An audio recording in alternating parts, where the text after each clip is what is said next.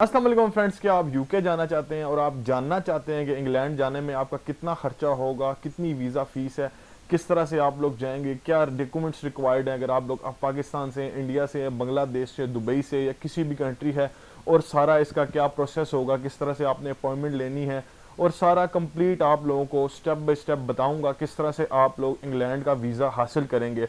अब इसमें काफ़ी किस्म के लोग आ जाते हैं, एक जो बहुत ज़्यादा अमीर लोग हैं और एक ऐसे हैं जिनके पास ट्रैवल हिस्ट्री है लेकिन बैंक में बैलेंस कम है, और एक इस तरह के नॉर्मल लोग हैं जो मतलब के सोच रहे हैं अप्लाई करें लेकिन उनके पास इतने ज़्यादा पैसे नहीं हैं। तो कंप्लीट प्रोसेस बताऊंगा, अगर आपके पास ज़्यादा पैसे हैं, कम पैसे हैं, किस तरह से आप लोग इंग्लैंड जा सकते हैं, फुल प्रोसेस इस वीडियो में होगा। सबसे पहले कुछ चीज़ें मैं आप लोगों को इंग्लैंड के बारे में बताऊंगा, थोड़ी सी इन्फॉर्मेशन दूंगा यूके के बारे में कि वहाँ पर किस तरह से माहौल है, कितने लोग रहते हैं और क्या सिस्टम है। इन्फॉर्मेशन मैं आपसे स्टेप बाय स्टेप शेयर करता हूँ। सबसे पहले फ्रेंड्स, अगर मैं बात करूँ इंग्लैंड की पॉपुलेशन की, तो वहाँ पर जो है 67 मिलियन पॉपुलेशन है। लैंग्वेज वहाँ फ्रेंड्स कौन सी बोली जाती है? इंग्लिश लैंग्वेज वहाँ पर बोली जाती है, क्योंकि वहाँ ब्रिटिश इंग्लिश, सारे अंग्रेज रहते हैं तो वहाँ पर इंग्लिश बोली जाती है। उसके बाद अगर बात की जाए फ्रेंड करेंसी की, तो वहाँ पर पाउंड चलता है जो आजकल तकरीबन 300 से ऊपर ही चल रहा है, 305, 10, 15 रुपए पे डिपेंड करता है, कभी ऊपर नीचे हो जाता है पाउंड का रेट। तो कैपिटल फ्रेंड उसका लंदन है। लंदन काफ़ी खूबसूरत जगह है, अगर आप जब भी जाएं घूमने फिरने के लिए, टूरिस्ट के लिए, तो आप लोग ज़रूर जाएं लंदन में। काफ़ी खूबसूरत प्लेस है ये इंग्लैंड का, यूनाइटेड किंगडम का। तो फ्रेंड्स, यहाँ पर कितने टाइप्स के वीज़ाज होते हैं इंग्लैंड में? बिजनेस वीज़ा होता है, सेटलमेंट वीज़ा होता है, वर्क वीज़ा होता है, उसके बाद मेडिकल वीज़ा होता है, विजिटर वीज़ा होता है, टूरिस्ट वीज़ा होता है, ट्रांजिट वीज़ा होता है। काफ़ी ज़्यादा 7-8 किस्म के वीज़ा टाइप्स हैं, इससे भी ज़्यादा हैं बल्कि। वर्क वीज़ा, स्टडी वीज़ा, इससे भी बहुत ज़्यादा वीज़ा टाइप्स हैं।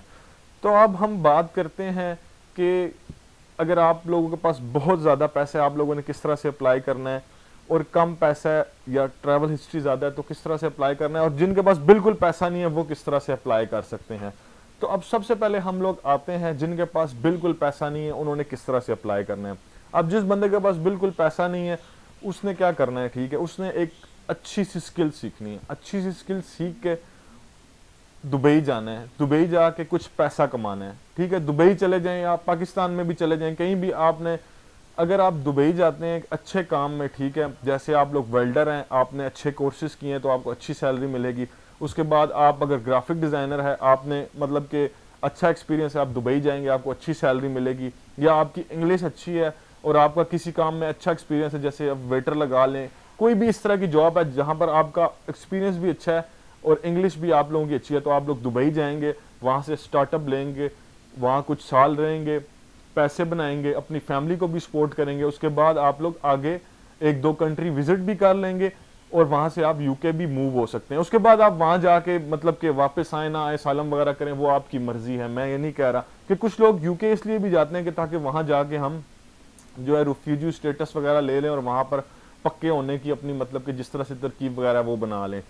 ये तो हो गया सबसे मतलब कि जिनके पास बिल्कुल पैसे नहीं, ये उनके लिए तरीका था।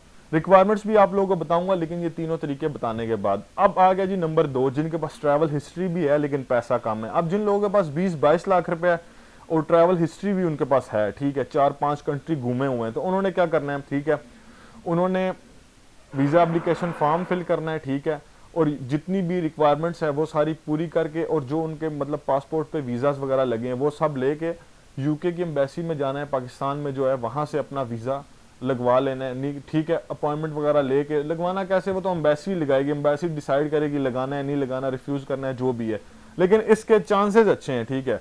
उनके पास कंप्लीट अगर डॉक्यूमेंटेशन होगी जो मैं इसी वीडियो में आप लोगों को बताऊंगा, तो उनके वीज़ा लगने के चांसेस भी ज़्यादा है। जिनके ऊपर ट्रैवल हिस्ट्री है, बैलेंस भी 20-22 लाख मतलब कम ही हो गया। अगर आप इसे मतलब कि कन्वर्ट करते हैं पाउंड्स में, तो आजकल कोई इतना ज़्यादा आपका 20-22 लाख रुपए नहीं बन रहा।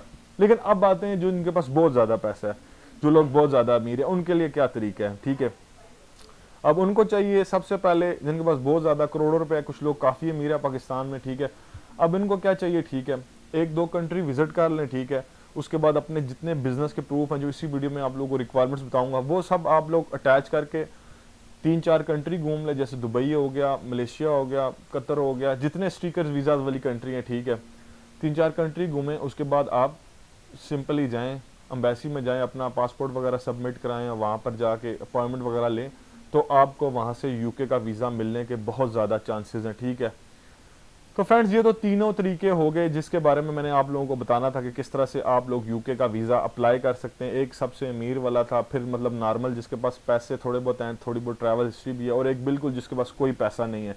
क्योंकि कुछ फ्रेंड्स ऐसे भी मैसेज करते हैं जिनके पास मतलब ना पैसे होते हैं, और फिर मैंने कहा उनके लिए भी कोई ऐसा तरीका होना चाहिए जिससे वो जा सकें। तो मेरे ख्याल से जो तरीका सही लगा वो यही है कि दुबई से आगे मूव हो सकते हैं एनओसी लेटर वगैरह लेके। अच्छा, ये सब उन दोस्तों के लिए था जो दुबई में भी हैं, पाकिस्तान में भी हैं, इंडिया में भी हैं, बांग्लादेश में भी हैं, या इस तरह की किसी भी कंट्री में वो रहते हैं, वो सारे इन तरीक़ों से जा सकते हैं, ठीक है। एक ही तरीका लगता है, बस दुबई में NOC letter, Emirates ID, visa validity वगैरह ये डॉक्यूमेंट्स लगा के आप लोगों ने जाना होता है।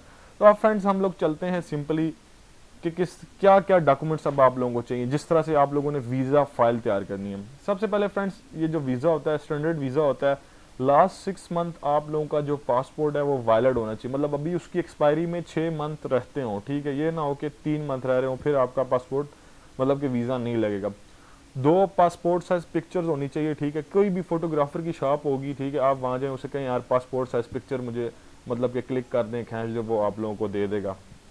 प्रोसेसिंग टाइम इसका दुबई से यूके का वीज़ा बहुत जल्दी लग रहा है। अभी कुछ मंथ पहले, अभी मंथ 1-2 महीने पहले की बात है, तकरीबन 15 दिन, 14 दिन, 7 दिन, 10 दिन में वीज़ा अप्रूव हो रहा था दुबई से।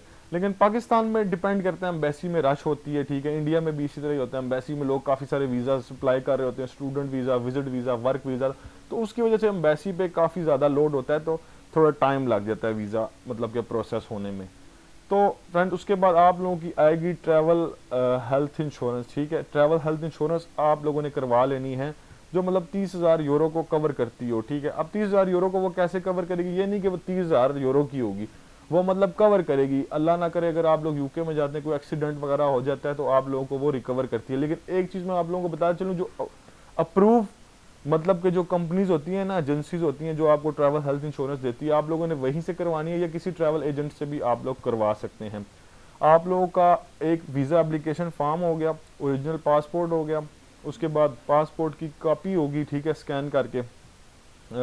उसके बाद अगर आप लोगों को कोई स्पॉन्सर कर रहा है, ठीक है, स्पॉन्सर जो कर रहा है, मेरी एक वीडियो है डिटेल में, एक और भी वीडियो बनाऊंगा जिसमें मैं बिल्कुल डिटेल से बताऊंगा स्पॉन्सर मतलब से किस तरह से किया जाता है या क्या इसका सिस्टम होता है। आप जो स्पॉन्सर अगर आपको कोई कर रहा है ना, तो वो वहाँ का अगर ब्रिटिश है ना, मतलब ब्रिटिश आपका कोई रिश्तेदार है, उसके पास पासपोर्ट है, तो वो पासपोर्ट अपना स्कैन करके बताएगा, और एक वो पूरा पेज लेके उसके ऊपर लिखेगा जी मेरी इतनी सैलरी है, मैं वेल सेटल्ड हूँ, मतलब मेरे पास घर है, रहने के लिए हर चीज़ है, जहाँ पर आपको रखेगा वो जगह बताएगा, मतलब हर चीज़ अपनी प्रोफाइल से रिलेटेड बताएगा कि मैं इसको मतलब कि यहाँ पर अफोर्ड कर सकता हूँ, अगर ये महीना 2-3 महीने मेरे पास आता है तो मेरे पास इतने पैसे हैं, अपनी बैंक स्टेटमेंट वगैरह वो लगाएगा, ठीक है। अच्छी जॉब शो करेगा जिसमें तकरीबन रिक्वायरमेंट जो है 30,000 पाउंड मतलब सालाना उसकी सैलरी, मतलब इस तरह से होनी चाहिए उसकी सैलरी। उसके बाद एयरलाइन रिजर्वेशन, ठीक है, आप लोग करा सकते हैं, कंफर्म भी करा सकते हैं जिन लोगों के पास अच्छा पैसा है, ठीक है। एयरलाइन रिटर्न टिकट और इस तरह से होता है, ठीक है। उसके बाद होटल बुकिंग होती है। होटल बुकिंग में ये होता है कि अगर आप लोग कंफर्म करा लेते हैं पेड, तो उसमें वीज़ा लगने के चांसेस थोड़े से ज़्यादा होते हैं, लेकिन ऐसी जगह से कराएं जो रिफंडेबल हो। इन केस आपका वीज़ा रिफ्यूज़ हो जाता है तो आपके पैसे ज़ाया ना हो, आप उसे रिफंड करवा लें, ठीक है। ये हो गया। उसके बाद नादरा का जो आपका आईडी कार्ड है वो इंग्लिश में होना चाहिए, उर्दू वगैरह उर्दू वाला आपका नहीं चलेगा, ठीक है। इंग्लिश में आप उसे करवा लें, तकरीबन 750-700 फीस है नादरा में। अब इंडिया में भी शायद इंग्लिश का जो भी सिस्टम है वो आप लोग देख लीजिएगा। उसके बाद फ्रेंड्स आप लोगों के पास मैरिज सर्टिफिकेट होना चाहिए, ठीक है, वो भी इंग्लिश में होना है, आप लोगों ने नादरा से करवा लें। उसके बाद फैमिली रजिस्ट्रेशन सर्टिफिकेट भी आप लोगों के पास होना चाहिए, लगा लें, अच्छा पॉइंट है। अगर आप लोगों के साथ कोई मतलब छोटा बच्चा वगैरह जा रहा है तो उसका बे फॉर्म भी आप लोग लगा सकते हैं। उसके बाद फ्रेंड्स आप लोगों के पास एक कवर लेटर होना चाहिए जिसके ऊपर, इसे कहते हैं मतलब कि कवर लेटर होना चाहिए जिसके ऊपर आपने कंप्लीट रीज़न लिखेंगे ना, वो थोड़ा सा मजबूत होना चाहिए, मतलब एम्बेसी को पता लगे कि यार ये इलीगल होने नहीं जा रहा, ये अपना मतलब कि इस काम के लिए जा रहा है और अपना काम करके वापस आ जाएगा, ठीक है। ये चीज़ आप लोगों ने, अब मेन चीज़ आती है कि आप लोगों की मतलब अगर आप लोग बिजनेसमैन हैं, ठीक है, आप लोगों को क्या क्या चीज़ चाहिए। एक आप लोगों को मतलब कि आपके business card, letter head, anti tax return, chamber का कार्ड, चैम्बर की मेंबरशिप, इस तरह के जितने भी डॉक्यूमेंट्स हैं। मान लिया अगर आपकी कोई मोबाइल की शॉप है, आप उसके मतलब एंटी टैक्स वगैरह बनवा सकते हैं, या कोई भी आपकी शॉप है, ठीक है। एंटी टैक्स वगैरह हो, मतलब इस तरह की जितनी भी चीज़ें आप लोगों के पास कंप्लीट होनी चाहिए, ठीक है। उसके बाद फ्रेंड्स यहाँ पर आता है, आप लोग अगर जॉब करते हैं, ठीक है, अगर आप लोग जॉब करते हैं, आपकी लास्ट 6 मंथ या 3 मंथ की सैलरी स्लिप्स हो गई, उसके बाद वो आपका अकाउंट होना चाहिए जिससे आपके मतलब कि बैंक अकाउंट से आपके अकाउंट में डायरेक्ट सैलरी है। आपने कोशिश करनी है कि इस तरह का सिस्टम हो आपकी कंपनी के साथ आपका। और फिर आपको एक लेटर चाहिए होगा, नो ऑब्जेक्शन सर्टिफिकेट, जिसे एनओसी लेटर भी कहते हैं, जो मतलब दुबई वाले लोगों के लिए भी लाजमी है, इसके बगैर वो भी वीज़ा अप्लाई नहीं कर सकते। तो मतलब कि अगर आप इंडिविजुअल भी हैं तो आप कोशिश करें कि आप अपना मतलब एंटी टैक्स वगैरह बनवा लें, इससे आप लोगों के वीज़ा लगने के चांसेस बहुत अच्छे होते हैं। अब अगर आपने ये सारी चीज़ें करवा ली हैं, इसके बाद आप लोगों ने क्या करना है, इसके बाद आप लोगों ने अपॉइंटमेंट लेनी है। आप लोग ऑनलाइन भी ले सकते हैं, किसी मतलब के एजेंट वगैरह से भी ले सकते हैं, या जिस तरह से भी आप लोग ले लें वो आपकी मर्ज़ी। आप लोगों ने अपॉइंटमेंट लेनी है, ठीक है। फिर अम्बेसी में आप लोगों ने चले जाना है। अम्बेसी में जाने के बाद आप लोगों ने वहाँ पर इंटरव्यू देना है। इंटरव्यू में सारी बातें आप लोगों ने सच करनी है, ठीक है। कोई झूठ नहीं मारना, कोई फेक डॉक्यूमेंट नहीं लगाना, इस तरह की कोई भी चीज़ नहीं होनी चाहिए। मतलब सारा कुछ आप लोगों ने जेन्युइन लेके जाना है अम्बेसी में। अगर आप किसी कंसल्टेंट वगैरह से भी फाइल तैयार करवाते हैं तो अच्छी सी करवाएं, ठीक है। पैसे अगर थोड़े ज़्यादा भी वो आप लोगों से ले रहा है 5-10 हज़ार, तो कोई मसला नहीं, काम जेन्युइन हो। आप लोग उसका देखें, जो पहले कस्टमर उससे काम करवा रहे हैं कि वो फाइल सही तैयार कर रहा है या नहीं कर रहा है, ये चीज़ आप लोग लाजमी देख लिया करें। फिर आप लोग अपना इंटरव्यू देंगे, ठीक है। उसके बाद फिर डिसाइड होगा कि आप लोगों का वीज़ा लगा है या रिफ्यूज़ हुआ है।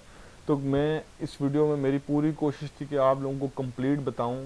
ये वीडियो आप लोगों के लिए उम्मीद है बहुत हेल्पफुल रही होगी। प्रोसेसिंग टाइम, वीज़ा फ़ीस, तकरीबन 35,000 रुपये वीज़ा फ़ीस है इसकी, ठीक है। हर चीज़ मैंने कोशिश की आप लोगों को बताऊं, कोई ऐसी चीज़ नहीं है जो मैंने मतलब कि requirements, visa processing time, documents, requirements, हर चीज़ आप लोगों को इस वीडियो में मैंने बताई है। अगर फिर भी आप लोगों को कोई चीज़ मिस होगी हो, इस वीडियो में रह गई हो, तो आप लोग कमेंट करके मेरे से पूछ लिया करें। और कमेंट करके ये भी आप लोग बताया करें कि कहाँ कहाँ से आप लोग मेरी वीडियो देख रहे हैं। प्लीज़ मुझे भी अच्छा लगता है, मुझे भी पता लगे कि कहाँ कहाँ से लोग मेरी वीडियो देख रहे हैं। तो फिर कहूँगा, अगर कोई चीज़ रह गई हुई कमेंट करके ज़रूर आप लोग पूछ सकते हैं। मिलेंगे इस तरह की इन्फॉर्मेटिव वीडियो में। मेरा नाम है एहतशाम अली। अस्सलाम वालेकुम।